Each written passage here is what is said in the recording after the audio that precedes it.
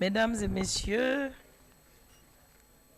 Madame la directrice de l'UCPO, Mesdames et messieurs les directeurs des DSME, des pays membres du partenariat de Ouagadougou, chers collègues points focaux de la société civile, ces éminents leaders religieux qui accompagnent le partenariat, chers jeunes, mesdames et messieurs, bonsoir. C'est un plaisir pour moi de partager ces quelques minutes, voire heures avec vous. Et comme hier, c'est la suite des présentations, vous avez vu le contexte pour lequel donc, nous sommes là, et avec donc les objectifs de cette présentation, c'est de mettre en lumière les stratégies mises en œuvre dans les pays et aussi permettre un échange interactif sur une question de recherche spécifique dans un pays du partenariat de Ouagadougou, favoriser aussi le partage d'expériences entre les acteurs pour identifier les leçons apprises et transférables. Engager le public dans une discussion participative sur les défis communs et les initiatives novatrices. Donc vous comprendrez que nous sommes là juste pour faciliter, mais votre contribution sera de taille pour sortir un document et des leçons essentielles pour la poursuite de nos objectifs, pour l'atteinte de nos objectifs. Ici, autour de la table, nous avons des experts, des personnes dévouées et convaincues que le combat que nous menons doit être soutenu par les gouvernements. Alors, au premier, on a Dr Ben Moulé. Il est le directeur de l'Office national de la santé de la reproduction du Mali. Il est médecin de formation, spécialiste en santé publique et possède une solide expérience de plus de 20 ans dans les secteurs publics et communautaires et une expertise confirmée dans la gestion des programmes de santé de la reproduction. Ainsi, depuis 2004, il a assuré successivement la coordination de nombreux projets sur la santé reproductive et le VIH. Il a été directeur pays d'ONG internationales au Mali comme à l'extérieur aussi. Il a assumé des fonctions de conseiller au ministère de la Jeunesse, au ministère de la Défense et au ministère de la Santé. Donc c'est un militaire converti qu'on a ici, là. Pour être conseiller d'un ministre de la Défense, il faut avoir beaucoup de choses dans la tête, hein? N'est-ce pas, docteur? Alors, deuxièmement, je vais commencer par ceux qui sont avec moi sur le plateau. J'ai le docteur Bougma Mathieu. Il est médecin spécialiste en santé publique. Mais vous n'avez pas, pourquoi vous n'avez pas applaudi mon frère du Mali, là?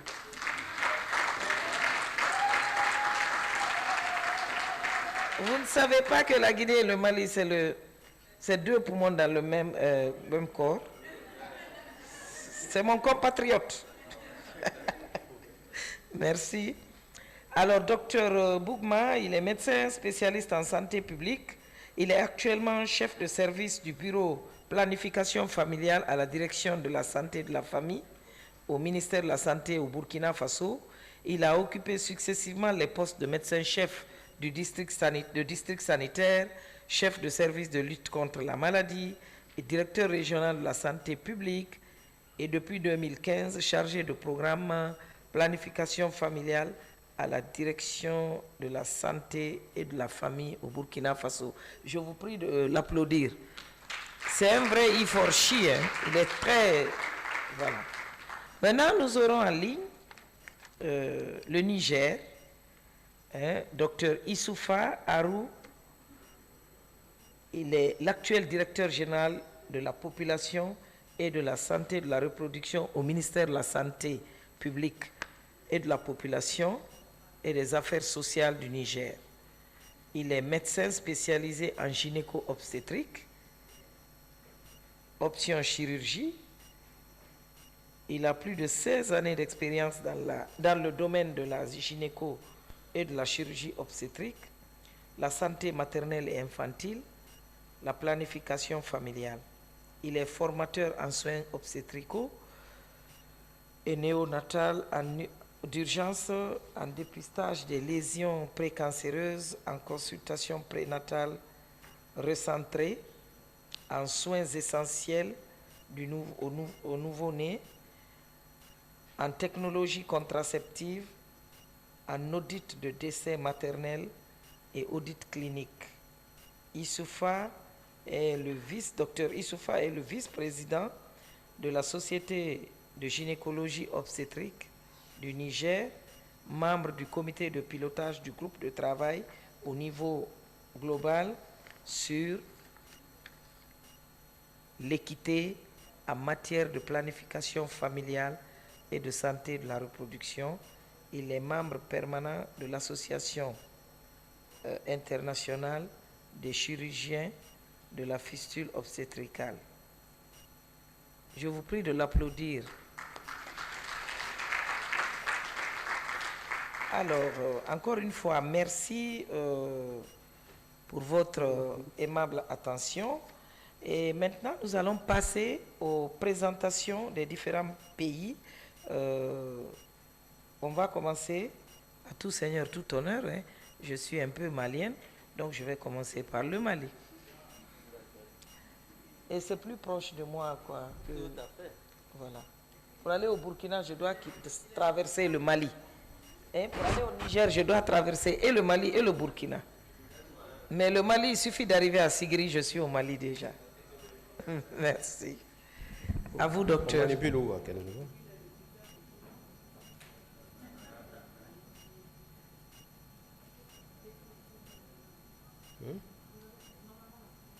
Oui, oui. Maintenant, qui manipule? Il y a un curseur.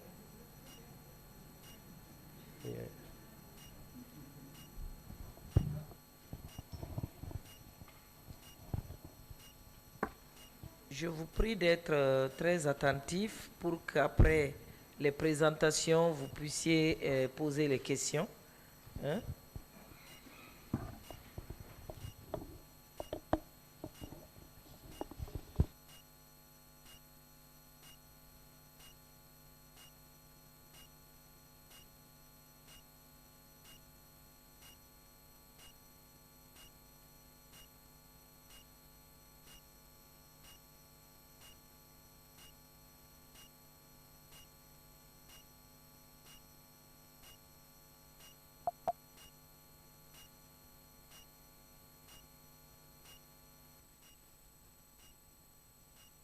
Docteur, vous aurez une présentation de 12 minutes.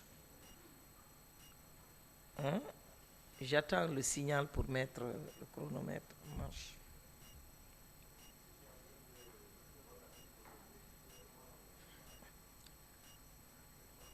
Ne vous inquiétez pas, je ne mettrai pas avant que vous n'ayez la main.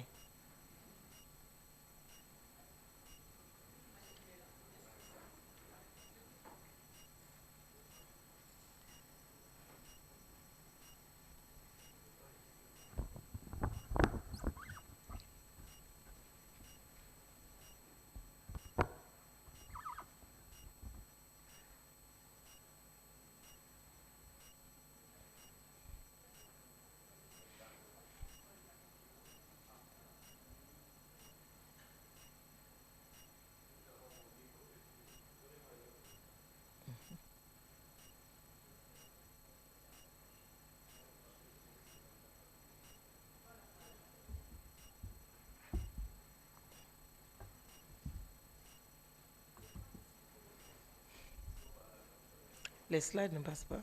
Ça passe pas.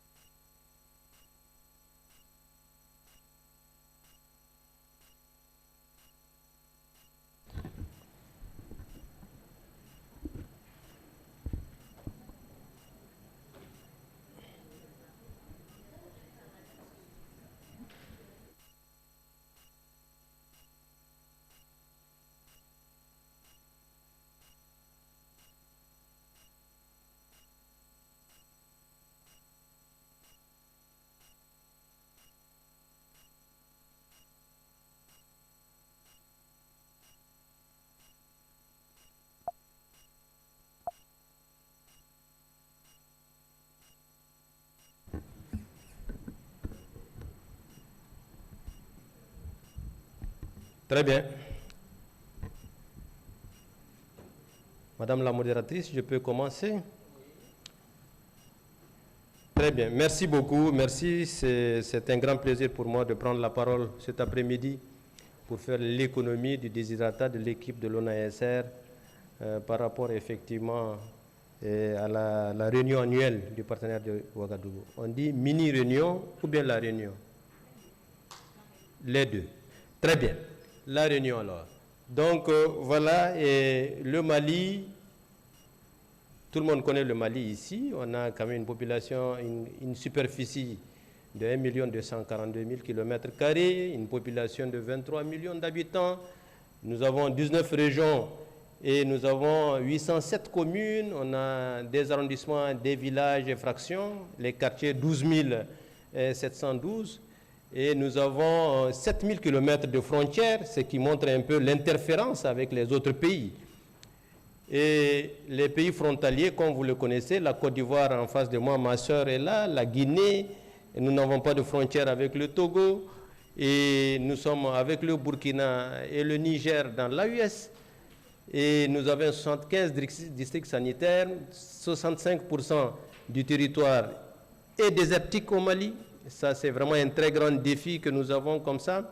Nous avons 3600 sites AES. Ça, c'est vraiment une force assez importante que nous devons vraiment exploiter. Les adolescents et les jeunes touchés par e-campagne, nous avons touché quand même 3 millions de jeunes à travers les réseaux sociaux ces 2 dernières années. Les nouveaux utilisateurs de la campagne, nous sommes aujourd'hui à 246 408 nouveaux utilisatrices au cours de la campagne.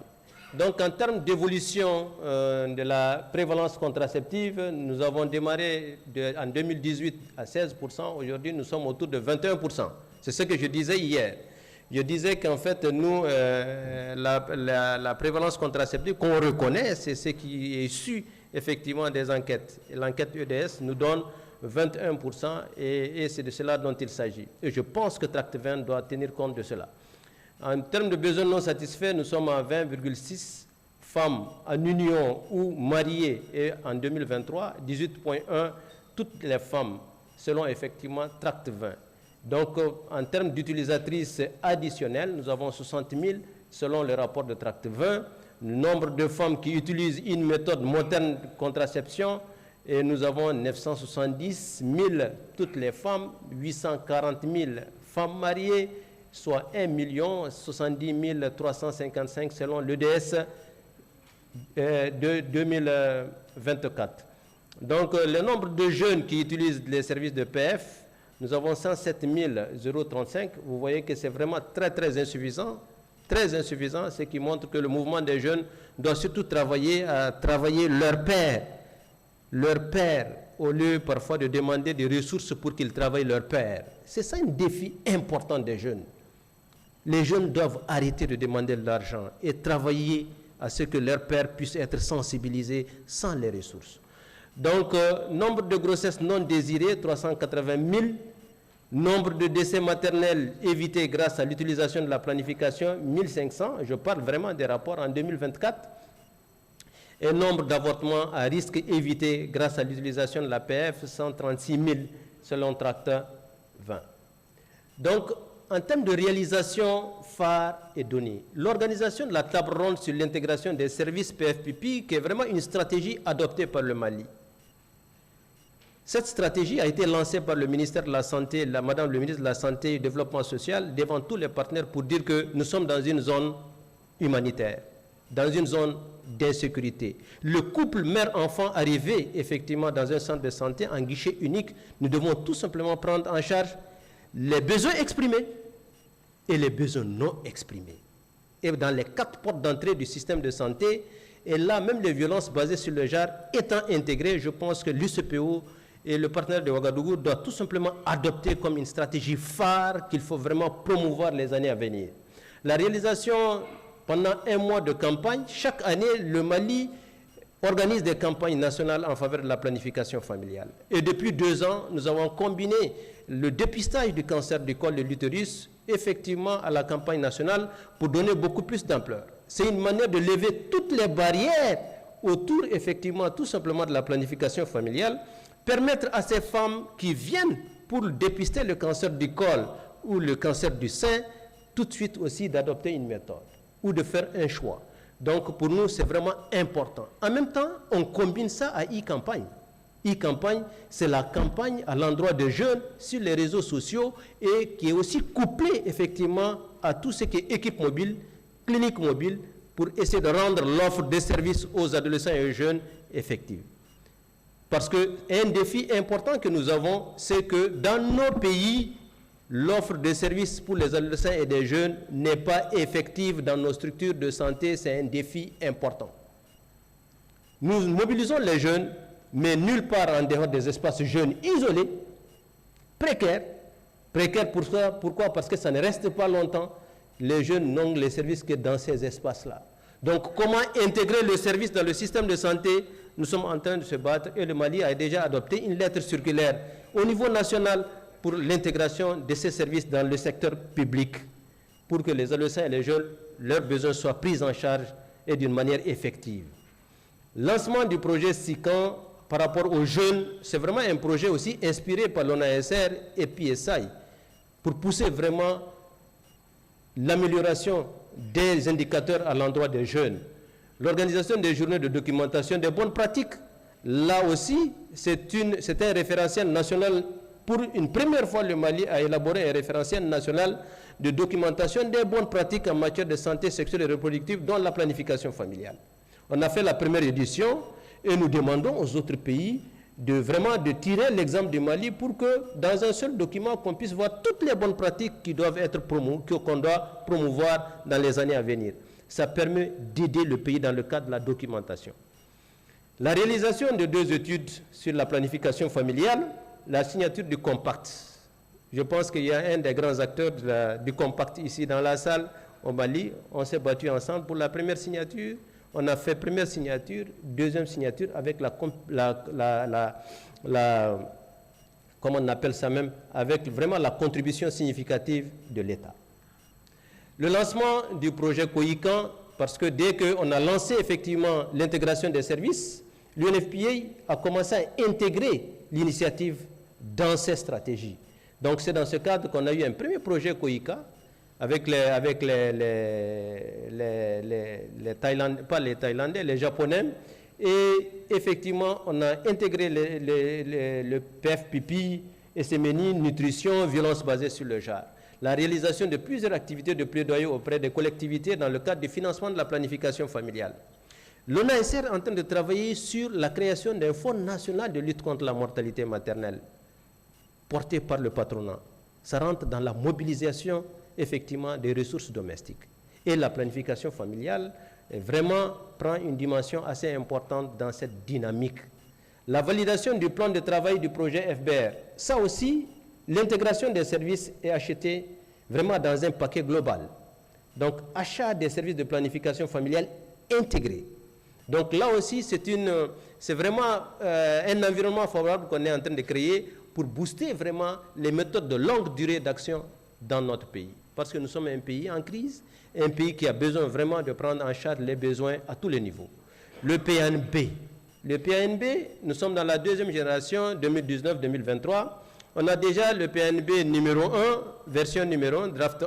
On est en train d'aller vers le draft 2 et pour pouvoir aller vers la validation effectivement du PNB. L'organisation des journées de la contraception avec les femmes victimes de fistules obstétricales.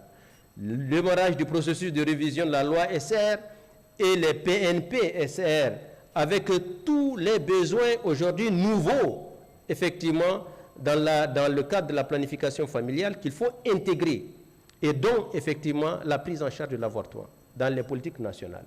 Démarrage de l'élaboration des documents stratégiques de l'ONASR, le manuel référentiel sur la SAJ, le PNB, le plan multisectoriel aussi où nous avons déjà le premier plan et nous entrons effectivement dans la dynamique, dans le processus de validation du plan adolescent et jeune.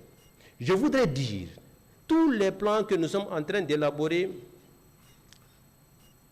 le ministère de la Santé, à travers l'ONASR, a donné déjà un élan de dire 70% sur la mobilisation sociale. 70% sur la communication pour le changement de comportement. Parce qu'on met en place parfois les services, mais ces services ne sont pas fréquentés. Mais regardez, 17% seulement des jeunes partent vers les services de santé. Et pour d'autres raisons. Pas pour des raisons de santé sexuelle et reproductive globalement.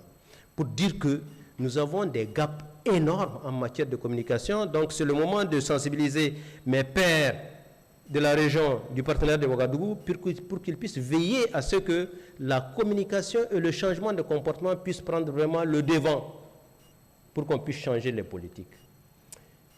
Donc en termes de plier pour notre réussite, l'intensification des activités de communication depuis la création de l'ONASR seulement 2 ans, nous avons mobilisé toutes les parties prenantes autour de la planification familiale, les PTF, les organisations de la société civile, les jeunes sont impliqués dans tout ce que nous faisons, mais je sais que les jeunes sont très pressés en disant aux vieux, non, il faut partir, les adultes, il faut partir. Nous allons partir, mais nous allons vous laisser avec des jeunes sans expérience et vous aurez les défis de ne pas relever ces pays. Et c'est ça le problème de la jeunesse. Apprenez. Il faut vous faire coacher. Il faut accepter d'apprendre. Et même parfois sans des ressources. C'est ça le défi des jeunes. La fonctionnalité de la chaîne d'approvisionnement en produits contraceptifs, on a révisé la chaîne, on a vu la chaîne, on a adapté notre chaîne vraiment pour que cette chaîne d'approvisionnement parte dans les zones les plus reculées. Et ces zones les plus reculées sont les zones affectées par la crise sécuritaire, affectées par les inondations, et c'est vraiment un grand défi, donc on a réadapté notre chaîne.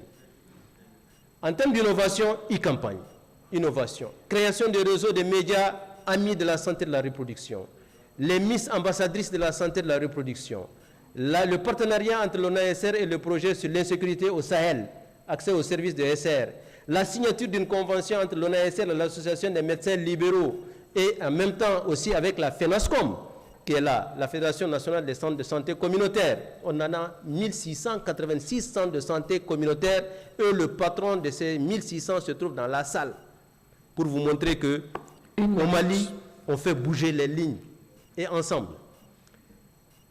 L'institutionnalisation de la campagne PF couplée au dépistage du cancer, le partenariat aussi qu'on a vraiment enclenché entre les différents influenceurs. Et quand on parle des entraves, les goulots d'étranglement, l'insécurité que vous connaissez, c'est vraiment un goulot d'étranglement dans notre pays. C'est un grand défi qui demande beaucoup de mobilisation de ressources. Et c'est un défi qui demande vraiment des services, mais qui coûte assez cher. Les barrières financières à l'accès aux produits de contraception. Depuis 2 ans, on est avec l'UCPO pour dire, bon sang, le Mali a besoin d'un plan stratégique de gratuité. Bon sang, on en a besoin. La directrice, je t'interpelle devant tout le monde par rapport à cela. Ce plan, nous devons l'avoir en 2025. Il faut y travailler. L'insuffisance de financement de la PF dans nos pays, les barrières socioculturelles religieuses, une meilleure implication des religieux alors, et l'insuffisance d'informations sur la PF, faible implication du secteur privé. Les leçons apprises, l'accompagnement des secteurs des structures privées, comme notre modératrice. Le secteur privé doit être là. Dans nos pays, le secteur privé est moins impliqué dans les initiatives et surtout de renforcement des capacités et surtout d'implication dans les stratégies nationales. Les PNP que vous voyez qu'on élabore, parfois le secteur privé n'est pas impliqué. Il faut les impliquer. La gratuité, l'ensemble des services de planification familiale sur toute l'étendue du territoire, l'accélération de la mise à échelle de l'intégration des services PF-PPI, l'intensification des campagnes PF, déploiement des équipes mobiles, renforcement du paquet SR dans les infirmeries scolaires et universitaires. C'est un grand défi que nous avons pour l'année 2025. C'est de continuer le plaidoyer pour la mobilisation des ressources. Renforcer la communication autour de la PF, renforcer le partenariat public-privé, rendre gratuit l'ensemble des services, accélérer la mise à échelle de l'intégration des services PF-PPI, intensifier les campagnes PF, déployer les équipes mobiles, renforcer le paquet de SR dans les infirmeries scolaires sont des grands défis. Je vous partage une expérience. Voilà la contribution des campagnes PF dans le résultat annuel. 1 mois de campagne, voilà ce que ça nous rapporte durant effectivement ces 5 dernières années. En conclusion, l'année 2024 a été une année riche en activités pour ce qui est du domaine de la PF, notamment les activités de communication, de plaidoyer pour le financement de la PF et la recherche opérationnelle. Cependant, le défi majeur reste la gratuité des services. Pour sauter cette barrière, pour les femmes qui sont surtout dans les zones humanitaires, qui portent un enfant au dos, un enfant à la main, et qui court, qui évite les balles, et qui a besoin d'un paquet de lait dans lequel on a un implant. Je vous remercie. Merci, Dr Moulé. Une présentation riche. On a vu vraiment le leadership affiché de cette direction à œuvrer pour la disponibilité et la continuité des services de l'APF au Mali. Et on a bien compris l'interpellation du secteur privé. Dites-vous bien que je suis parmi les défenseurs que le secteur privé doit financer la santé. Et dans tous les domaines, que ce soit l'APF ou tous les domaines de la santé. Malheureusement, je pense que l'APF est le domaine le plus délaissé.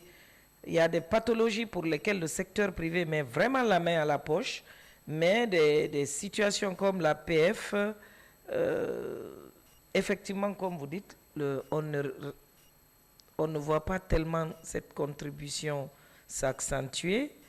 Et il faut noter que le premier bénéficiaire d'une population saine et en bonne santé, c'est le secteur privé, c'est parce que c'est dans cette population qu'on puise les ressources humaines pour développer les entreprises. Merci, Dr Moulé. Si vous avez des questions, il faut les noter juste de côté. Nous allons revenir tout de suite. Et maintenant, on va écouter et suivre en ligne la présentation du Niger.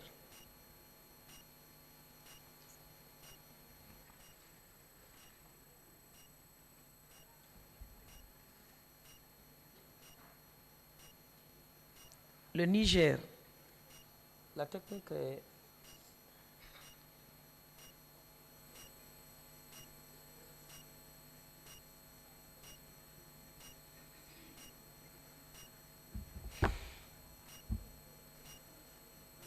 La connexion est bonne, ça peut aller? Ouais, je pense. Est-ce que vous voyez mon écran? Non. Est-ce que vous voyez l'écran, s'il vous plaît? Oui, oui, oui, c'est affiché là. Ok. Bien, donc, merci, Madame la directrice, messieurs les Wangfuku gouvernementaux, sociétés civiles, les jeunes, les religieux, les partenaires, chers invités. Je suis Dr Harou Issoufa, je suis le directeur général de la santé et de la reproduction. Je rectifie, ce n'est pas le directeur général de la population et de la santé de la reproduction, c'est le directeur général de la santé et de la reproduction. J'ai l'honneur de partager avec vous la substance de ce que notre pays a préparé dans le cadre de cette 13e réunion du partenariat de Ouagadougou. Alors, est-ce que vous savez...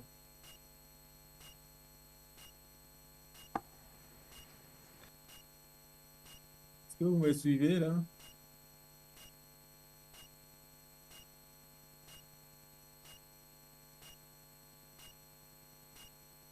Vraiment, je suis coupé la leçon. Est-ce que vous m'entendez? Nous vous entendons très bien. Ok. C'est l'écran maintenant qui ne bouge pas.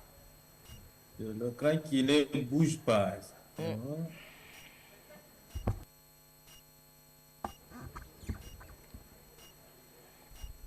Vous avez 12 minutes pour présenter.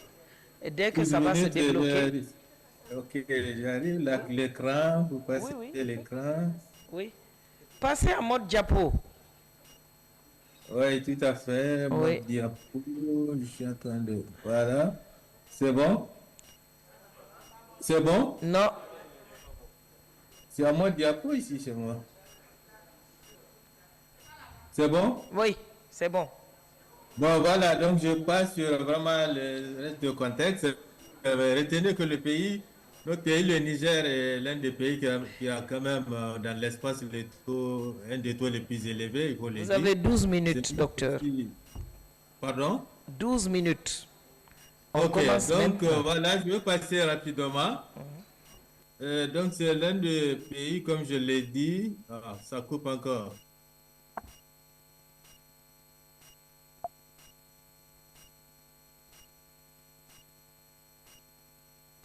C'est bon? Oui, c'est bon.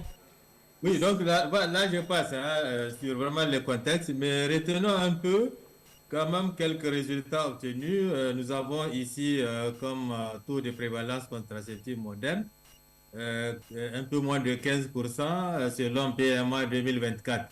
Je vais revenir là-dessus quand on va venir aux engagements FI 2030 que nous allons voir tout à l'heure.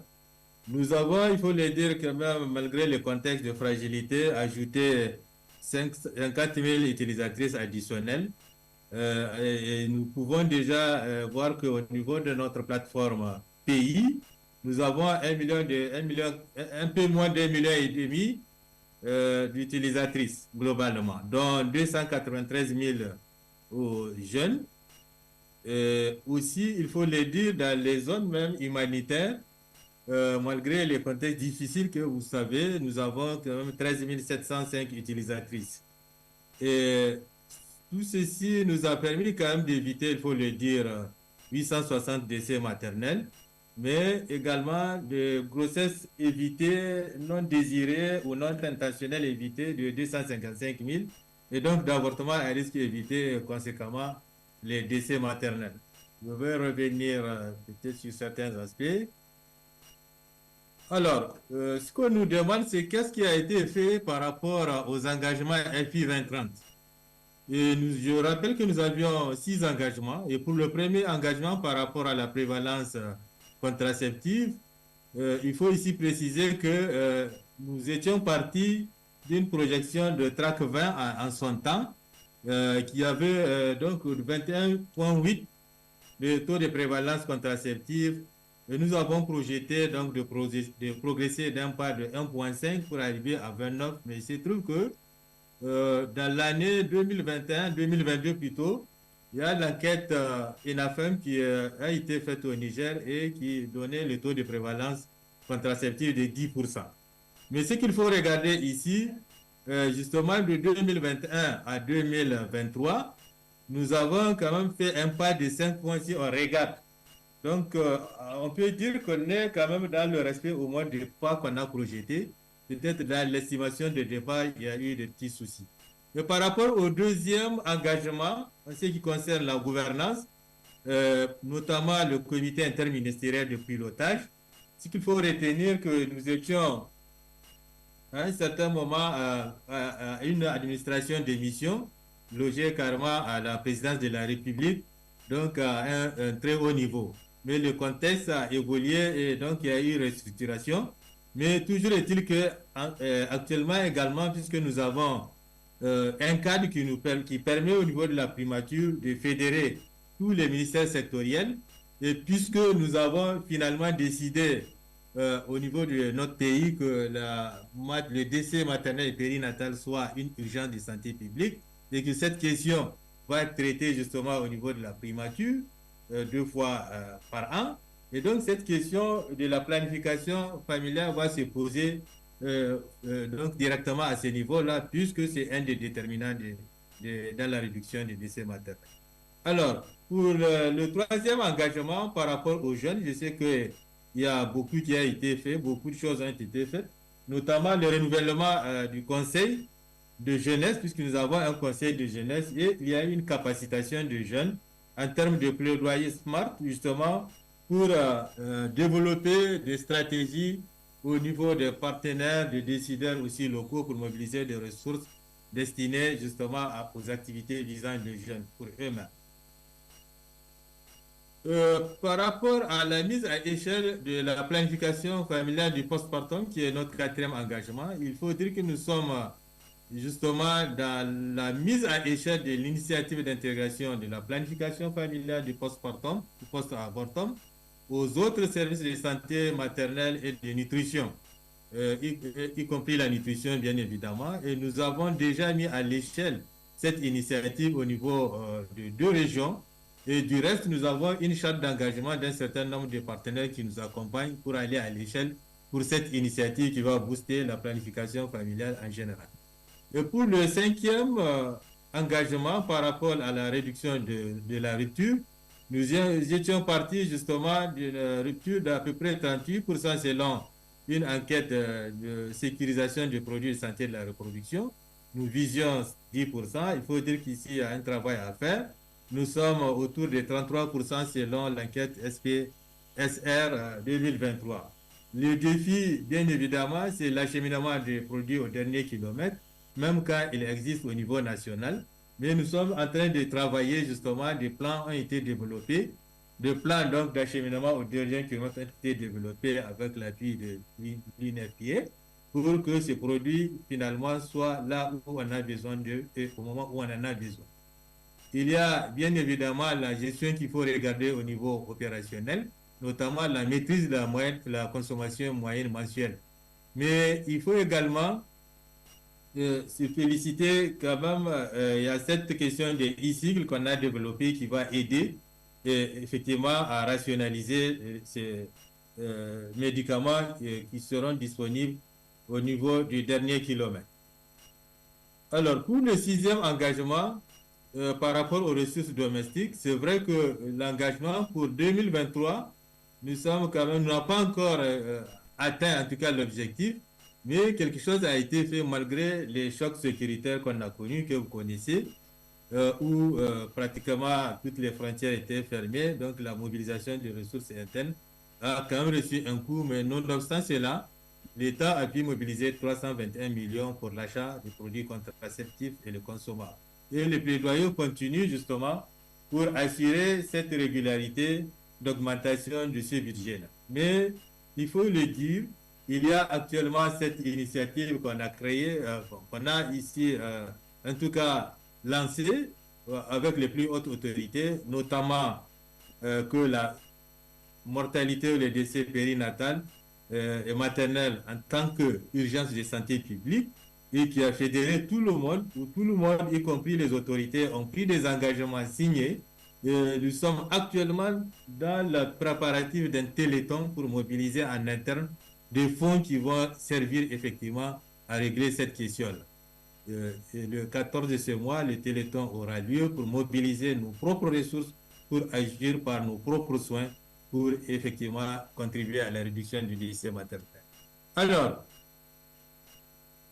quels sont les 3 piliers pour 2024? Il faut le dire, nous nous sommes attelés sur le renforcement des capacités in situ par rapport aux ressources humaines, mais surtout pour les mobiles, les stratégies mobiles et le forain, qui nous permet quand même de compenser un peu les gaps qu'on a en termes de couverture sanitaire, qui est quand même, il faut dire, faible, autour de 55-56%.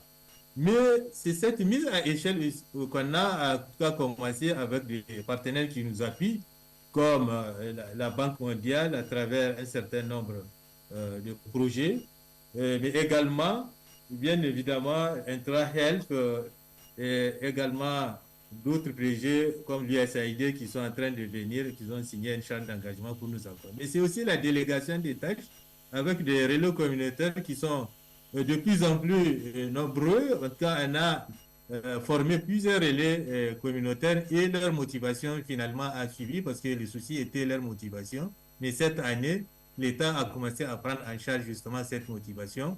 Et nous sommes surtout avec la direction de santé numérique. Nous sommes allés dans la digitalisation, donc qui nous permet de capter leurs données et même de faire un suivi à distance et même une formation à distance de ces relais communautaires qui nous permet vraiment d'avoir et de capitaliser surtout leurs données pour améliorer justement nos résultats. Et je ne veux pas oublier aussi l'auto-administration, notamment à travers les DMPA sous-cutanés, les CNA Presse que nous utilisons au niveau de nos communautés. il y a, c'est vrai, il faut souligner quand même le partenariat stratégique avec l'association des chefs traditionnels et même les religieux qui nous aident vraiment pour mobiliser la population. Comme vous savez, le facteur culturel est extrêmement important dans notre pays en ce qui concerne cette thématique-là. Et comme effectivement, initiative, j'avais parlé tantôt de l'intégration, de l'initiative d'intégration, mais il y a également cette approche d'outil promesse qui permet le changement de comportement des prestataires et qui peut heureusement contribuer justement à améliorer l'utilisation des services, particulièrement pour ce qui est des services de la planification familiale. J'ai parlé également de ICIG pour améliorer nos données logistiques et nous permettre justement d'évoluer dans un contexte de données probantes, de bonne qualité, nous faire de bonnes planifications. Alors, quels sont les défis? Les défis, ils sont les mêmes. Vous savez, ils sont les mêmes. La pesanteur socio-culturelle qui est persistante, et c'est pourquoi nous travaillons avec justement les chefs traditionnels et les religieux pour essayer justement d'aborder de façon tangentielle cette problématique. Et je sais qu'il y a une étude en cours justement pour adresser ces questions socio-culturelles. Mais également, il y a l'insuffisance comme défi de financement, bien sûr, y compris le financement domestique. Mais je le disais tantôt, avec l'initiative qu'on a lancée, y compris un téléthon, pour mobiliser des ressources pour la santé, particulièrement la santé mère et enfant, je pense va aider à mobiliser des ressources. Et l'autre chose, c'est la faiblesse justement de la coordination multisectorielle, mais également des interventions des partenaires pour les mettre tous ensemble, effectivement, pour qu'il y ait un alignement clair, unique, un même cadre de suivi et évaluation, et bien sûr, tout ce qui s'ensuit pour nous permettre justement d'avoir une vision commune de la chose et avancer ensemble.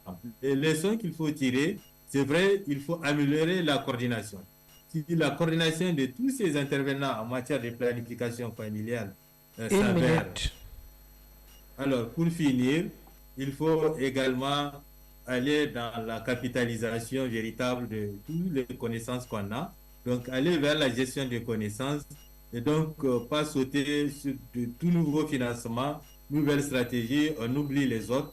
Il faut qu'on ait ce système, ce cadre de gestion justement de connaissances pour justement avoir juste toutes les bonnes pratiques et les capitaliser comme mon frère du Mali vient de le dire, avoir un référentiel et aller tout simplement vers toutes ces bonnes pratiques et aligner tous les partenaires autour.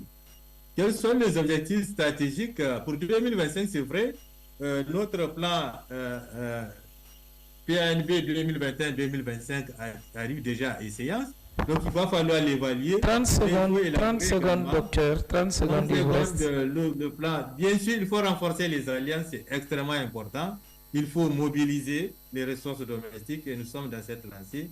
Et nous sommes, en tout cas, dans la perspective d'élaborer une feuille de route globale pour adresser toutes les questions des décès maternels et périnatales et donc y compris la planification familiale. Et bien sûr, cet outil promesse, c'est ça qui nous permet justement d'aller vers le changement social et comportemental, mais des prestataires eux-mêmes. Parce que ces prestataires eux-mêmes, ces prestataires sont effectivement dans un moule social comme tous les autres, comme les utilisateurs, et donc il va falloir agir également. Pour conclure, je peux dire qu'il y a encore beaucoup de défis autour de la politique nationale de planification familiale, particulièrement autour du socio-culturel et des finances.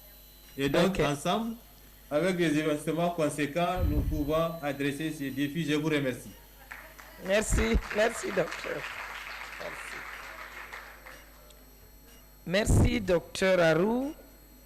Avec beaucoup d'attention, on a écouté et c'est toujours les mêmes constats,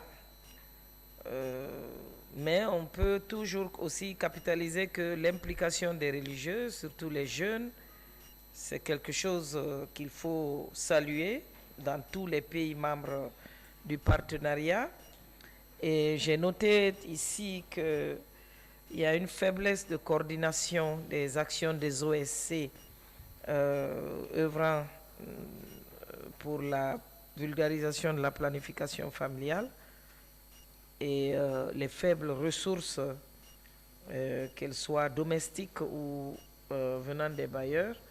C'est aussi l'occasion, comme ils sont là présents, de bien analyser quand même les avancées que le partenariat a pu réaliser pour allouer plus de ressources. Bien entendu que les points focaux du gouvernement aussi œuvreront à leur niveau pour mobiliser les ressources gouvernementales afin d'atteindre les objectifs 2030 sur l'APF. Alors, on va passer à la présentation du Burkina Faso avec Dr Bougma. C'est bien ça? Non. Oui, docteur Mathieu. C'est pas?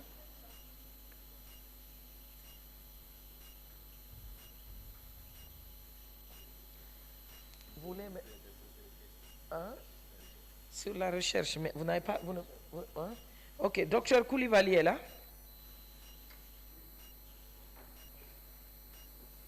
Docteur Koulibaly est là. S'il vous plaît.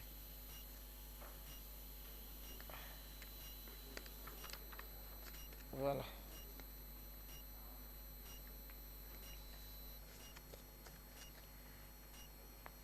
Ok, merci docteur.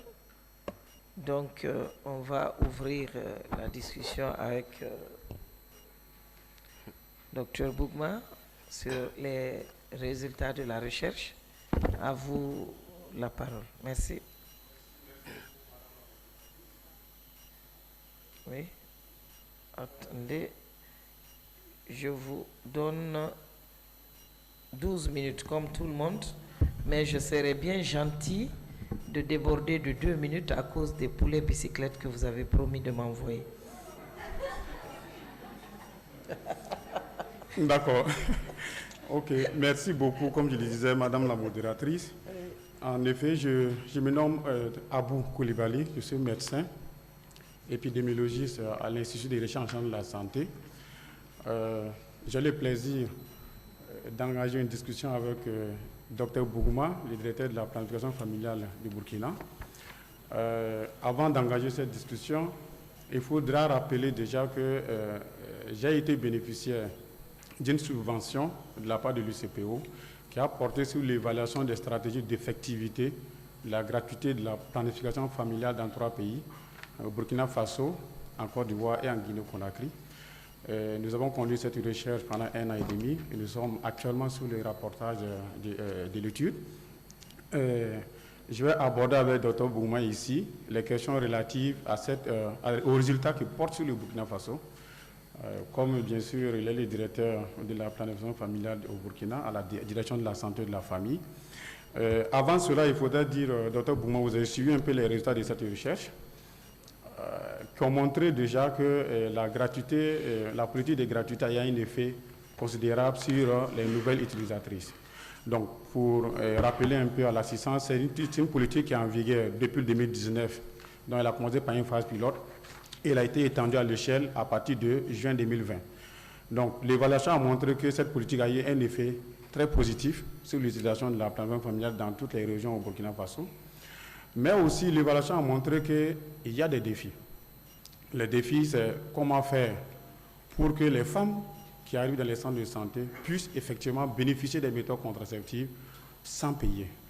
Ça, c'est important. Comment rendre effective la barrière financière d'accès à la contraception.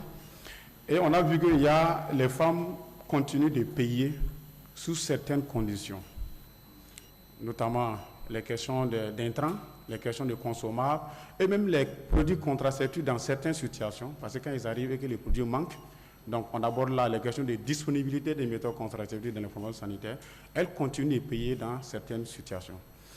Et aussi, nous avons remarqué que cette recherche a montré une perception, comment je vais appeler, une persistance des mauvaises croyances liées notamment à tout ce qui est gratuit, notamment aux méthodes contraceptives et tout.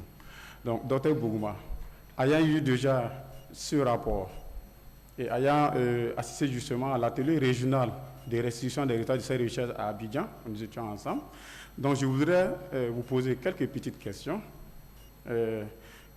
Donc, la première question que je vous pose, au terme de cet atelier qu'il y a à Abidjan, il y a 3 semaines, que vous inspire le résultat de ces recherches sur l'effectivité de la gratuité au Burkina Faso?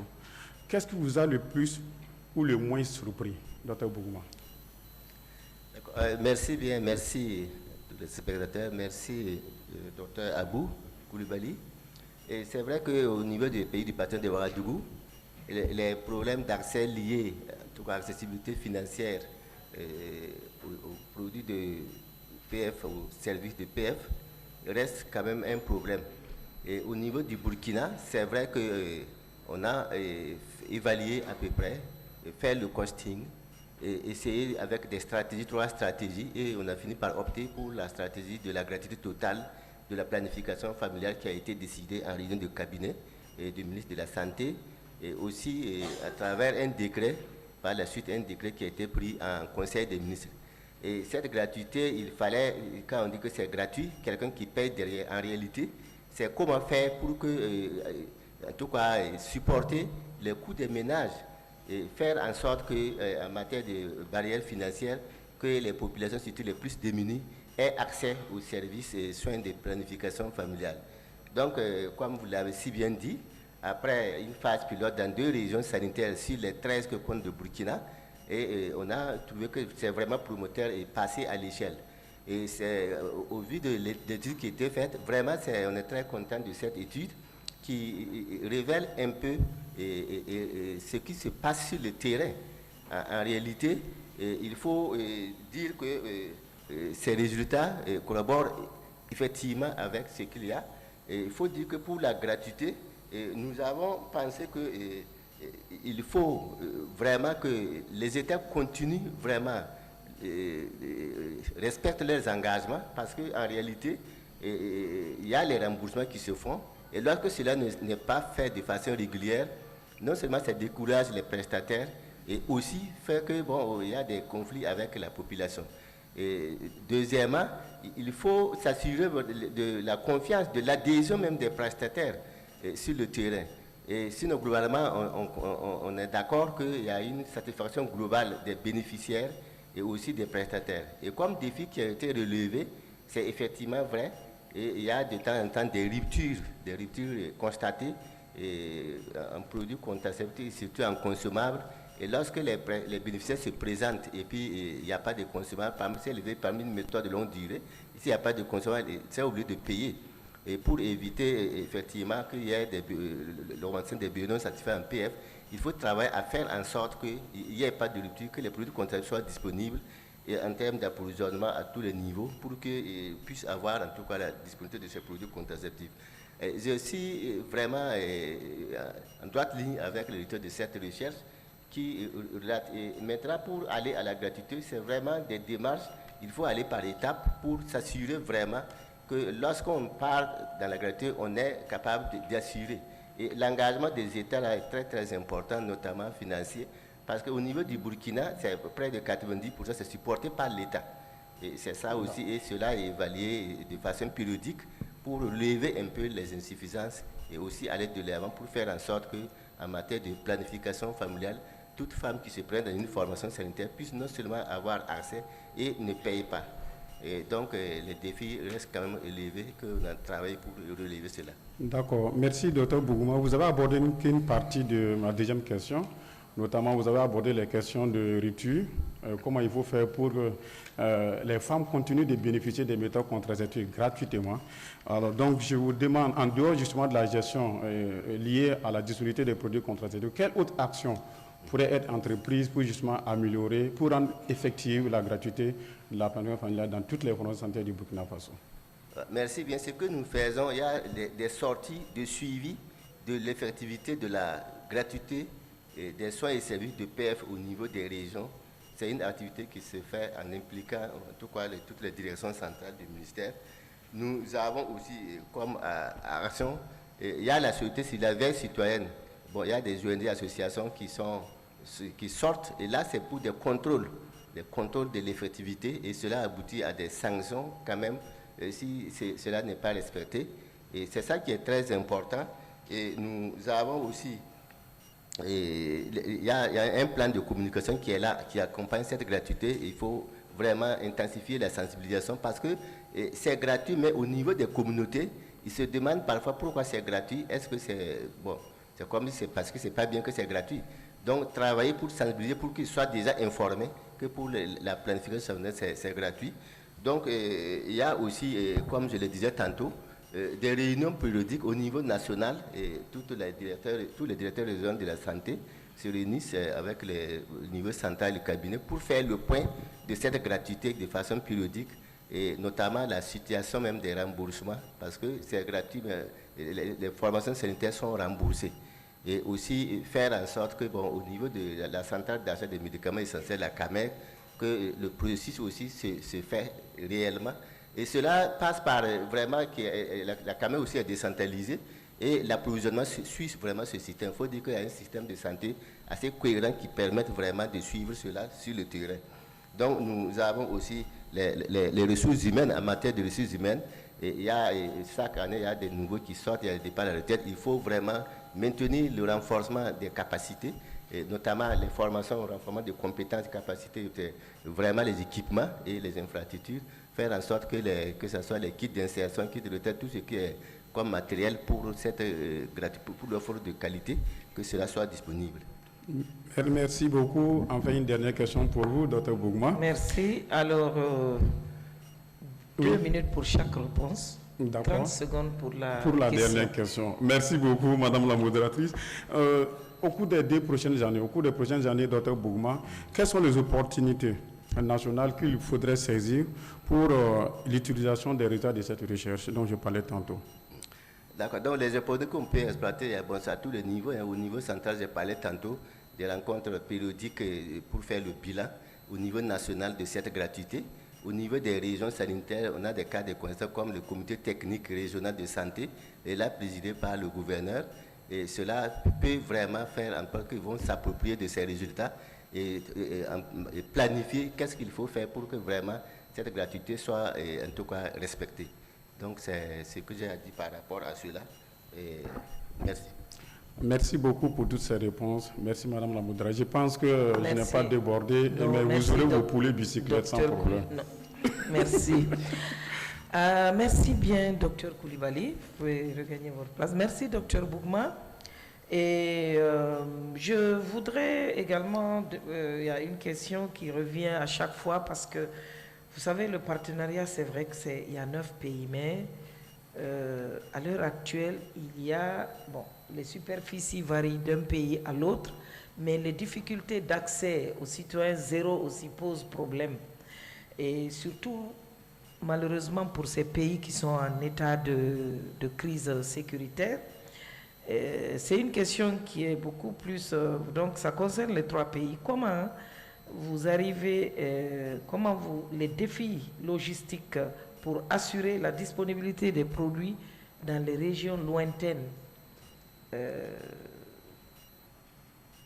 Quand vous prenez le Niger, le Mali, c'est de grands pays, 1 million et quelques de kilomètres carrés, le Burkina également, avec la situation sécuritaire, c'est une question qui est posée aux 3 DSME.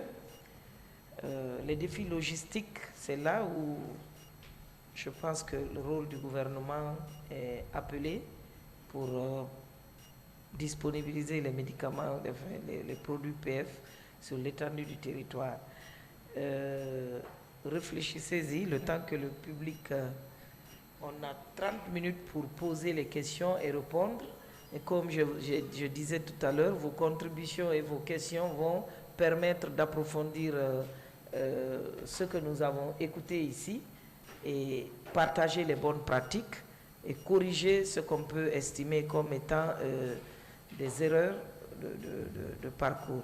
Donc le public, Vous avez la parole. Alors, docteur, c'est docteur Agosso.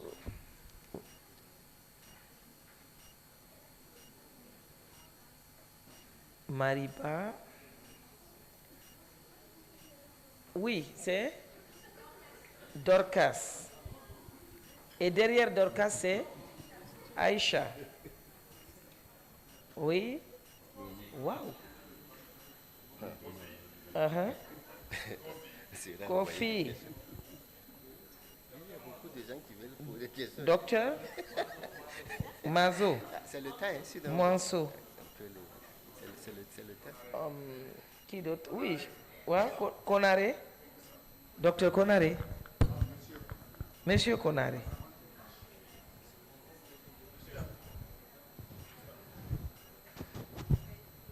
Ok.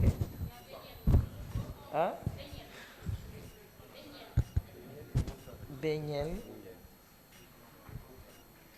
et Moussa. Donc on va prendre cette première vague et j'espère que le temps nous permettra pour qu'on prenne encore d'autres. Alors, docteur Agoussou. Merci beaucoup, Madame la modératrice. Je remercie les collègues pour leur présentation. Et mes questions s'adressent toutes à mon frère du Burkina. Et par rapport à la gratuité de l'APF, ce qui se passe généralement lorsqu'on parle de gratuité, c'est la disponibilité des intrants, des consommables. Je voulais savoir, et surtout, un second problème, c'est le remboursement des formations sanitaires. Est-ce que l'étude s'est intéressée au taux de remboursement des formations sanitaires? Plus le remboursement tarde, plus cela affaiblit tout le système. Et maintenant, par rapport à la disponibilité des intrants, heureusement, quand on parle d'intrants PF, ce n'est pas de grosses quantités comme les autres intrants. Est-ce que ces intrants PF sont intégrés aux autres intrants, comme peut-être le paludisme et autres? Est-ce que le Burkina dispose des dépôts de district? Et en d'autres termes, comment vous faites pour assurer la disponibilité au dernier kilomètre? Merci beaucoup.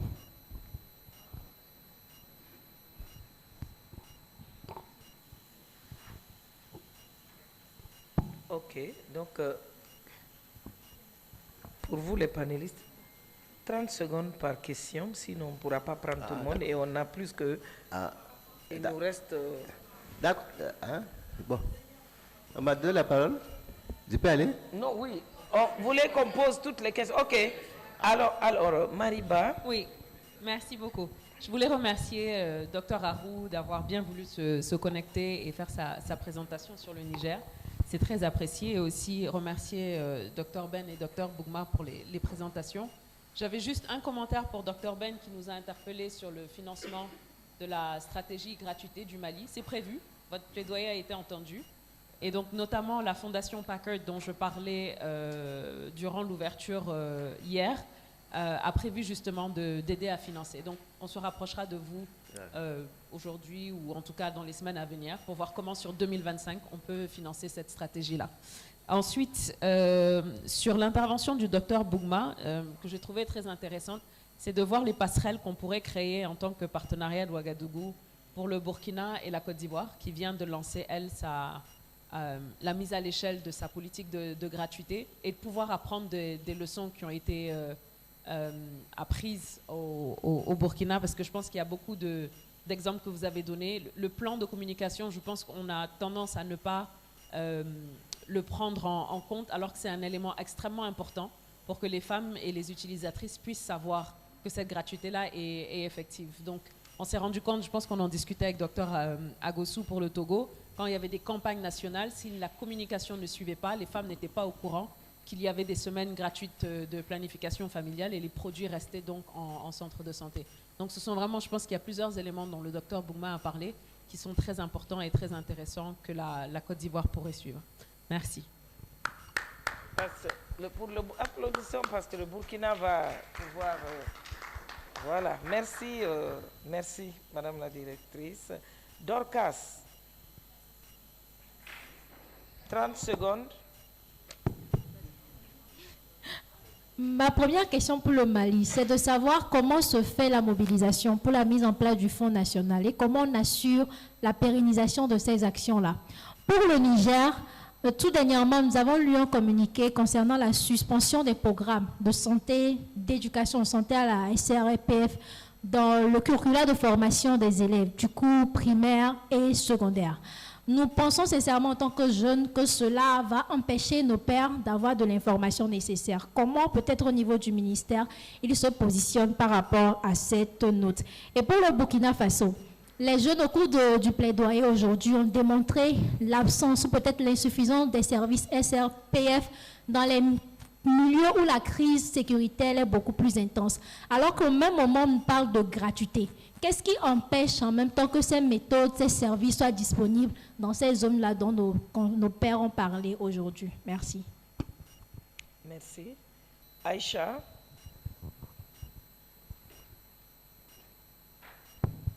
Merci beaucoup. Donc, j'avais juste une question pour le directeur de la santé du Mali. En fait, je voulais savoir quelles sont les stratégies qui sont développées pour favoriser l'accès aux services SRPF des adolescents et jeunes en situation de détention, c'est-à-dire en milieu carcéral. Est-ce que vous avez des stratégies au niveau national? Parce que j'ai comme l'impression que ces jeunes-là sont un peu laissés en rade par certaines politiques ou stratégies. Merci beaucoup. Merci. Kofi?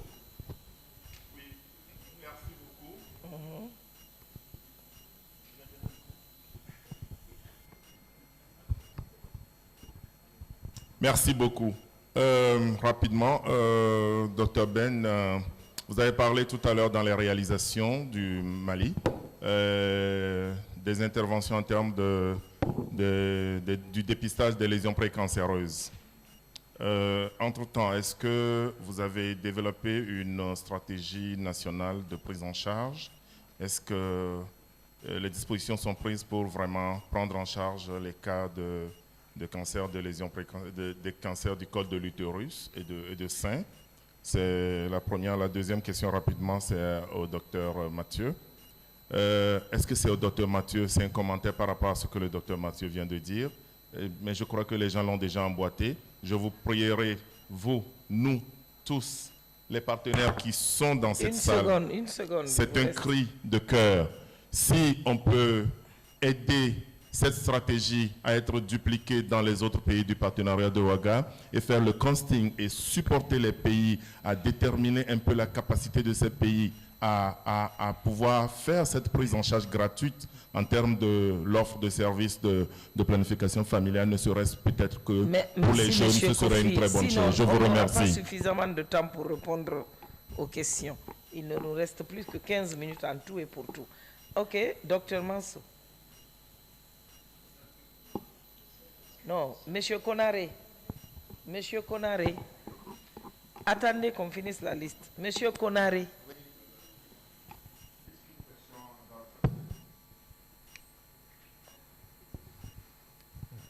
Juste une question d'ordre général.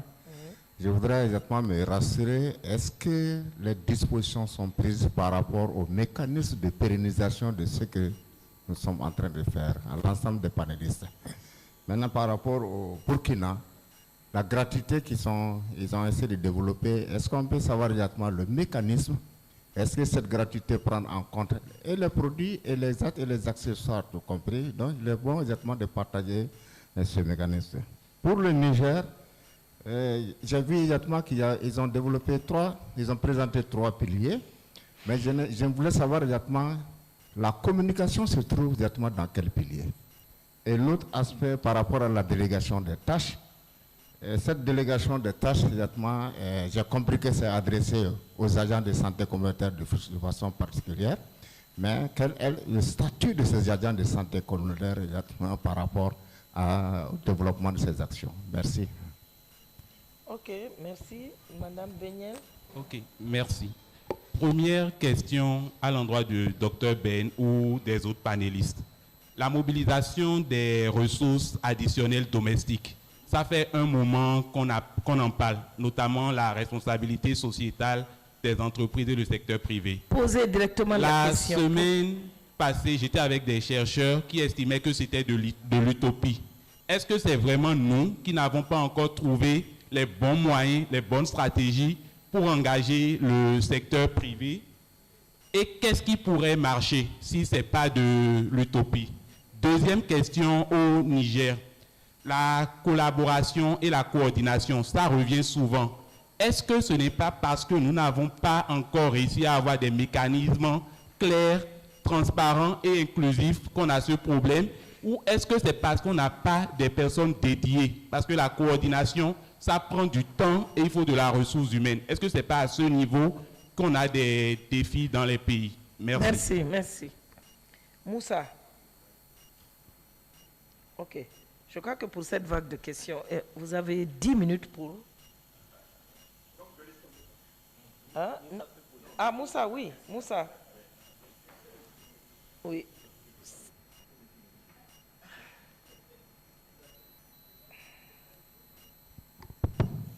Oui, déjà, je voulais faire deux interventions, une question et un commentaire. La question, Dorcas l'a posée, donc je ne reviens pas. Le commentaire s'adresse à Dr Ben. Moi, je pense que, pas plus que hier, on parlait dans une session, on discutait de la collaboration entre les OC jeunes et les OC seniors. Du coup, je pense que cette attaque vers les jeunes qui montre que comme si les jeunes sont... c'est pas pour vous, hein. Parce que nous, on pense que quand on touche aux jeunes, on touche à nous également. Oui, c'est pour ça que les jeunes ne sont pas comme on le pensait. On doit évoluer, on doit les accompagner, pas les juger, renforcer leurs capacités et aller dans ce sens. Je pense que c'est ce commentaire que je voulais faire. Merci Moussa, c'est bien noté.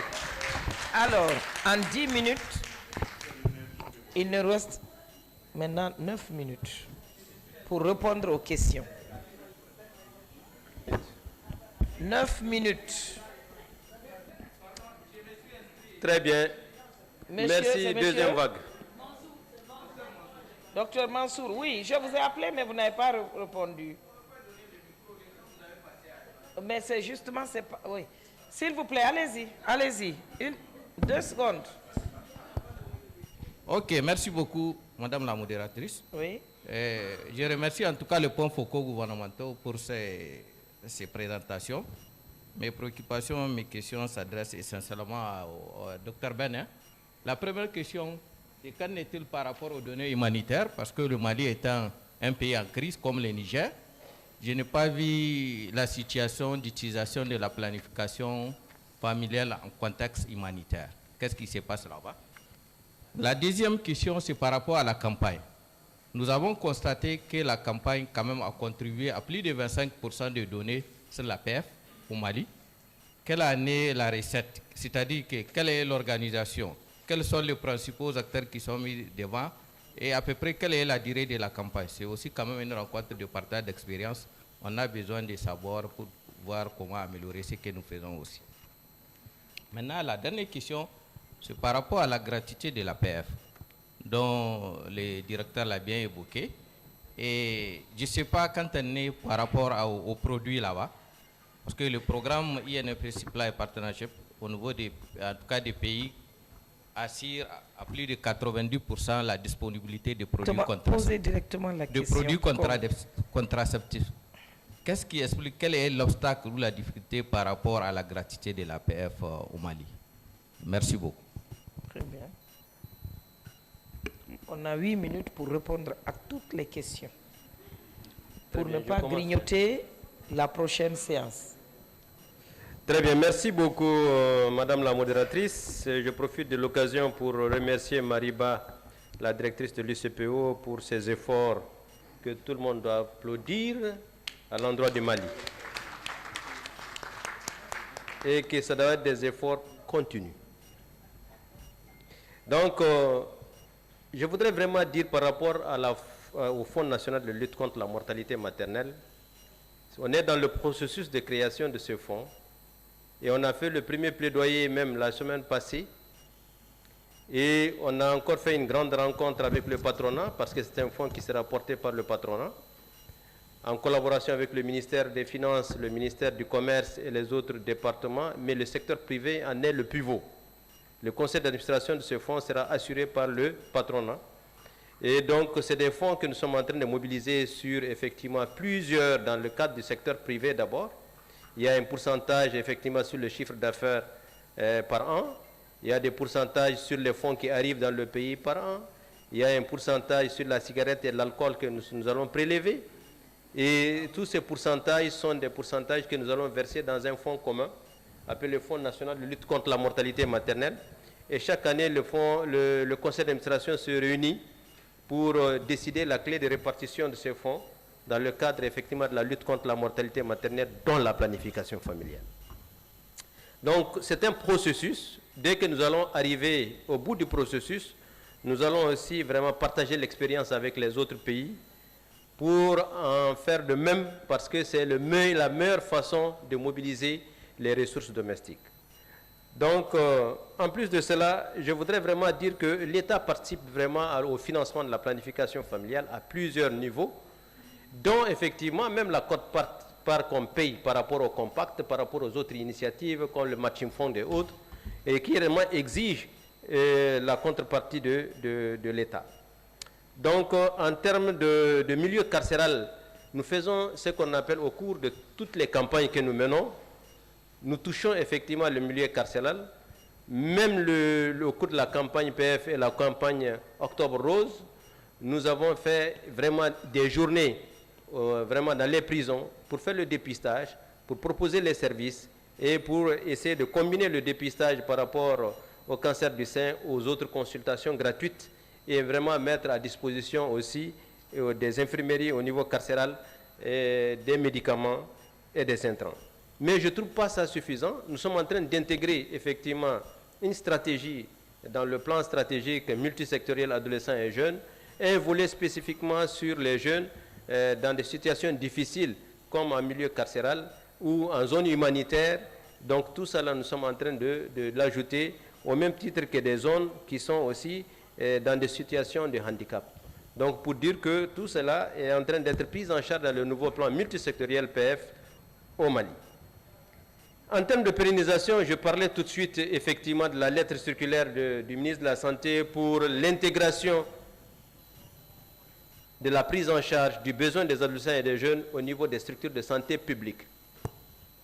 Donc c'est une lettre circulaire parce qu'on s'est rendu compte que, je me rappelle bien, et le député UNFPA est là en face de moi, mon frère, ils ont travaillé d'arrache-pied effectivement avec le ministère de la Jeunesse pour installer des espaces jeunes, des radios info jeunes, où moi-même j'en étais un des grands acteurs, parce que j'étais le coordinateur aussi de ce projet en son temps, j'étais conseiller technique du ministère de la Jeunesse et des Sports, et en même temps directeur du projet. Donc pour vous dire que, après le financement, ces espaces jeunes disparaissent. Qu'est-ce qu'il faut faire? Le ministre de la Santé a pris des dispositions pour pousser d'abord les infirmeries scolaires et pour pousser encore l'intégration de ces services au niveau des structures publiques, les hôpitaux, les centres de santé de référence, les centres de santé communautaires. Aujourd'hui, on a vraiment des structures pilotes qui portent effectivement cette stratégie et ça permet de pouvoir pérenniser d'une manière durable les services des jeunes et créer des unités au niveau des services de maternité, des unités à l'image des unités pour la prise en charge des nouveau-nés, des unités pour la prise en charge des adolescents et jeunes, et essayer de traiter, former le circuit de prise en charge effectivement des adolescents et des jeunes dans toutes les structures de santé publique, dont les hôpitaux. Donc, par rapport à la mobilisation des ressources dans le secteur privé, j'en ai parlé tout de suite, ce n'est pas de l'utopie, hein, c'est une réalité et c'est possible. Aujourd'hui, il y a des fondations qui sont engagées au niveau même du Mali, privé, qui sont engagées à appuyer effectivement la santé de la reproduction dans notre pays. Donc les données humanitaires, on avait dit qu'il fallait vraiment une enquête. Et cette enquête, nous sommes en train de travailler sur une enquête pour vraiment avoir des données fiables. C'est vrai qu'il y a des données à partir du système des Nations Unies, mais ce n'est pas suffisant. Il faudrait vraiment avoir toutes les données d'une manière holistique parce qu'il y a des zones dans lesquelles effectivement les agences des Nations Unies travaillent, mais il y a des zones dans lesquelles il n'y a pas d'agence des Nations Unies. Il y a des ONG locales, mais parfois il n'y a pas des ONG qui ont la capacité de faire de la collecte de données fiables. Donc nous sommes en train de travailler pour y aller. Donc les campagnes. Les campagnes, je pense que c'est vraiment une organisation qu'il faut mettre en place. Et je souhaiterais que le partenariat de Ouagadougou nous donne une opportunité de partage d'expérience avec les autres pays, de comment le Mali fait ses campagnes et de toute l'organisation et la logistique qui est mise en place. Donc la logistique, nous travaillons effectivement sur tout ce qui est logistique pour que le dernier kilomètre puisse avoir les produits. Le Mali a revu sa chaîne, je l'ai dit ici, a revu sa chaîne d'approvisionnement. Actuellement, nous avons vraiment aussi des structures privées qui sont impliquées, comme Atlas Logistique, qui réellement est impliqué pour desservir les zones humanitaires. Et nous utilisons aussi des commerçants dans le secteur privé qui aussi aident effectivement le secteur public dans ce domaine. Merci, docteur. Les jeunes, une minute, les jeunes. Les jeunes, je voudrais tout simplement répondre. Je suis le premier jeune au Mali. Merci, il n'y a pas de deuxième jeune. Je suis le premier. Et le plus jeune encore. Donc le plus jeune. Oui. Pour vous dire que depuis que l'ONASR a été créé, j'ai forcé pour avoir un service spécifiquement jeune. Merci, merci beaucoup. Je voudrais dire aux jeunes, toutes les personnes qui vous applaudissent et qui ne vous disent pas la vérité, ne vous êtes pas avancés. Oui. Moi, je vous dis réellement ce que tout le monde pense. Merci, docteur. Et si vous m'écoutez, 2 minutes, on avance. Si vous pensez que je vous critique, je me critique moi-même. Parce que je sais que sans les jeunes, on ne peut pas avancer. Et on a toujours félicité l'UCPO pour son programme jeune. Merci beaucoup. Mais docteur. nous avons aussi des réserves qu'il faut toujours soulever. Je vous remercie. Merci beaucoup. Merci, docteur Bougma. Voilà, merci bien, merci. Vous avez 2 minutes. Voilà, merci pour les questions pertinentes à nous poser. La gratuité, il y a beaucoup de choses à dire, mais je vais être rapidement. Et merci pour les questions pertinentes de Goutou. 2 minutes. Oui, 2 minutes, c'est peu. Hein, bon. Pour le remboursement, c'est là la question. Parce qu'effectivement, au niveau des formations sanitaires, le plus souvent, les remboursements ne suivent pas ce qu'ils ont dépensé réellement. Donc, c'est ça, il faut le dire. Mais le travail est fait pour que ça puisse être fait. Mais c'est de façon trimestriellement évaluée et remboursée. Mais bon, effectivement, puisqu'il y a les outils de gratuité qui accompagnent, qui doivent justifier les dépenses. Et pour les dépôts, il faut dire que le système, l'approvisionnement est tellement bien organisé. Nous avons les dépôts mères, au niveau formation sanitaire, les dépôts représentés des districts au niveau district et au niveau régional, il y a la Camère régionale et la Camère nationale. Donc le système marche très bien, très cohérent. Ça évite les ruptures et puis bon, il y a un travail qui se fait pour éviter vraiment que ce soit les ruptures au niveau de la Camère à tous les niveaux. Approvisionnement des derniers kilomètres, bon, c'est ça, et nous sommes toujours dans ça, mais pour le moment, il n'y a pas trop de problèmes. Mais dans les zones à défi sécuritaire, effectivement, on travaille en collaboration avec l'humanitaire, avec des stratégies pour pouvoir disponibiliser les produits contraceptifs au niveau des zones vraiment à défi sécuritaire. Et pour le partenariat Burkina, Côte d'Ivoire, il n'y a même pas de problème, on a déjà commencé à parler, nous sommes disponibles, ils sont même venus chez nous dans le cadre de communautaire, la délégation des tâches, notamment l'auto-injection du DMPA, etc. Nous sommes disposés en tout cas pour aller de l'avant. C'est pour dire que vraiment c'est des réflexions qu'il faut faire avant de s'engager. Donc il faut vraiment, c'est une volonté politique pour que ça suive. Bon, pour la PF dans les zones à défi, pour les jeunes, bon, comme l'a dit, bon, les jeunes, bon, à tous les niveaux, nous avons des formations sanitaires avancées. Nous avons pour les PDI, tout est fait avec l'appui des partenaires de l'UNEPIE, qui a même recruté du personnel pour appuyer les centres, les blocs, etc. Mais il faut dire que bon, les jeunes trouvent que bon, là où ils partent, ils veulent que ce soit des jeunes comme eux, pour qu'ils ne soient pas complexés. Donc c'est les services conviviaux et que ce soit les mêmes des jeunes, les infirmiers scolaires, les universitaires. Donc on est sur cette question et je pense que ça marche. Les jeunes ne sont pas oubliés. Comme l'a si bien dit, c'est le devenir. Nous sommes là et nous allons travailler pour que vous vous retrouviez dans tous les niveaux. Très bien, merci bien, vraiment. Vous m'avez coupé, hein? Bon, donc, bon, sinon il y a des questions qui restent. 20 secondes. Pour répondre à une question, parce qu'il y a un aspect important que Kofi a posé. Est-ce que lorsqu'on dépiste les femmes au cancer du sein ou du col de l'utérus, il y a des mesures prises pour la prise en charge? Oui, c'est nous au niveau du Burkina, on vient de finir la semaine nationale de la PF couplée au dépistage des cancers féminins. On l'a dit cancer féminin, il y a les seins, il y a les corps. Donc, on a des équipes mobiles. Quand il y a quand le est posé, est-ce qu'il y a une prise en charge prévue? Oui. Et au Mali? C'est nous, il n'y a pas de problème, il y a une prise en charge, c'est les cliniques mobiles. Au Mali? Tout est équipé. Au Mali? Très bien. Au Mali, nous avons une chaîne de prise en charge depuis plus de 6 ans. Cette chaîne de prise en charge, vraiment, qui combine depuis le dépistage les coupons de prise en charge, que ce soit sur le plan radio, sur le plan c'est-à-dire laboratoire, et jusqu'à la prise en charge holistique, à travers vraiment tout, on met à disposition tous les produits, et nous avons un centre même d'hospitalisation pour la prise en charge des femmes qui vivent avec le cancer du sein et du col de l'utérus. Actuellement, nous avons 1600 femmes qui se trouvent dans la cohorte. Au Mali, on dépiste environ plus de 2000 femmes par an. Mais nous sommes en train de dépasser de loin de cela depuis qu'on a commencé les campagnes Octobre Rose. Mais la chaîne de prise en charge, nous sommes en train de revoir même la prise en charge, effectivement, donc, pour la déconcentration de la prise en charge au niveau régional et le dépistage jusqu'au niveau, effectivement, des centres de santé communautaires. Merci, Dr Ben. Une seconde pour Dr Bougma. Mais en tout cas, je voulais dire tout simplement ici, pour les partenaires qui sont là, le cancer du sein et du col de l'utérus tue dans notre pays, dans nos pays. C'est le deuxième grand tueur des femmes. Et elles sont jeunes, elles sont des cadres, elles sont à un certain niveau.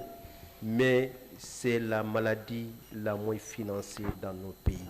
Voilà. J'appelle Bill et Melinda Gates. Merci, j'appelle les fondations. Un plaidoyer que nous avons tous de pouvoir s'intéresser, de s'intéresser à ces entendu. femmes qui meurent chaque jour, oui, sans qu'on ne puisse rien faire, et on souffre énormément. Merci, docteur. Vous m'avez dit 2 secondes. 2 secondes. Voilà, donc il y a une question importante. Il a demandé si la gratuité au niveau du Burkina elle est partielle ou totale. Donc chez nous, comme je l'ai dit, il y a eu, avec le costing, à travers le One Health, on a défini 3 stratégies. C'est les jeunes, PFPP, PFPA et gratuité totale. C'est vraiment la gratuité totale au niveau du Burkina, que ce soit la gestion du programme, que ce soit les produits contraceptifs. Donc c'est vraiment PF gratuité totale. Merci, docteur Bougma. Voilà. S'il vous plaît, pour les participants, si vous avez des questions vraiment spécifiques, vous pouvez les adresser directement au niveau de l'UCPO pour les transmettre à nos spécialistes afin de partager pour qu'on puisse capitaliser au maximum leurs expériences et comment on appelle, les pratiques sur lesquelles on peut échanger. Encore une fois, merci pour... Niger. Ah. Niger, oui. Docteur Harou. Écoutez, oui, on est un peu oublié là apparemment. Bien, merci. En 20 secondes, je vais commencer d'abord par votre question parce que apparemment ça n'a pas été abordé. Pour les zones qui sont éloignées, zéro dose, les défis logistiques. Mais effectivement, c'est pas pour rien qu'on l'a notifié le dernier kilomètre. Et je pense que nous sommes en train de travailler là-dessus et nous avons, nous, à notre niveau, stratégie qu'on appelle la chaîne unique d'approvisionnement. Pour mettre justement tous les partenaires, parce qu'il y a plusieurs partenaires avec des programmes souvent spécifiques, et certains arrivent à justement disponibiliser ces produits au dernier kilomètre dans les zones éloignées, d'autres non. On s'est dit il faut vraiment harmoniser, coordonner tout pour que ça soit une chaîne unique. Et l'autre côté également, nous travaillons avec les collectivités pour disponibiliser. Souvent, la chaîne s'arrête au niveau région, au niveau district.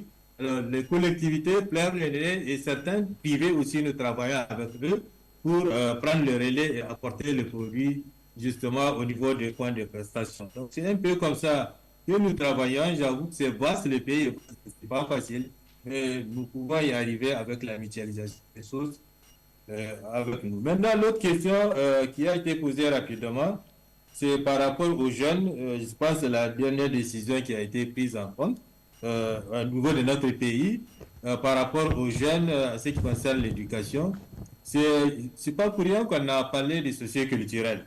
Et je pense que tout ce que nous sommes en train de faire, il faut essayer de l'adapter ou de l'harmoniser avec nos cultures à nous. Maintenant, cette question, bien évidemment, a été mise en réflexion au niveau d'un comité qui a travaillé, qui a effectivement sorti cette décision, mais la réflexion aussi continue justement pour voir maintenant comment il faut adresser ces défis du côté des jeunes. Et je sais qu'il y a des solutions à ce niveau. Ce n'est pas pour rien également qu'on a demandé l'étude sur l'emprise sociale des jeunes par rapport à l'accès aux qualifications familiales à ce qui concerne les cultures. Je pense que tout ça, va nous donner des évidences dans la réflexion, ce qui va nous permettre de protéger nos jeunes, en tout cas par rapport à tout ce qu'il y a comme défi autour des questions de la planification. Merci, docteur Harou. Merci beaucoup. Docteur Bougma, docteur Moulé, Ben Moulé, docteur Harou, merci pour votre... Une seconde. Je voudrais vraiment demander à l'UCPO de mettre en place une stratégie de plaidoyer au Niger. Parce que ce qui se passe au Niger aujourd'hui, je vous dis, ce n'est pas banal. Totalement éradiqué dans le système scolaire, l'enseignement de l'anatomie, l'enseignement de la santé de la reproduction, de la planification familiale, même au niveau universitaire. Je pense que ça doit interpeller l'UCPO et notre unité pour pouvoir faire bouger les gens. Merci. S'il vous plaît, Ben. Oui. Je dis que c'est une solution qui a été prise et qui a été réfléchie. Et je pense que ce que nous sommes en train de faire, nous allons parler de culture. Est-ce que vous nous entendez? Oui. C'est un problème de culture, de socio-culturel que nous voulons régler à notre niveau, selon justement la convenance de toute la réflexion qu'il y a autour de cette problématique de la planification familiale. Ce n'est pas anodin comme ça. C'est très bien noté.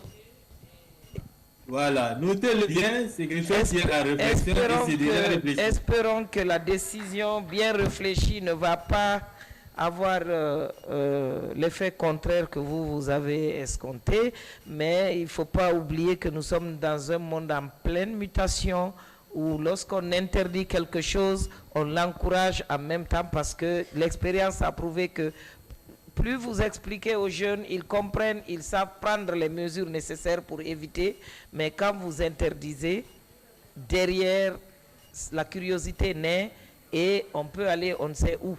Encore une fois, merci pour votre aimable attention, merci pour la disponibilité. Félicitations à nos chers panélistes. J'ai eu du plaisir à partager ces moments avec vous. Encore une fois, merci et bonne suite.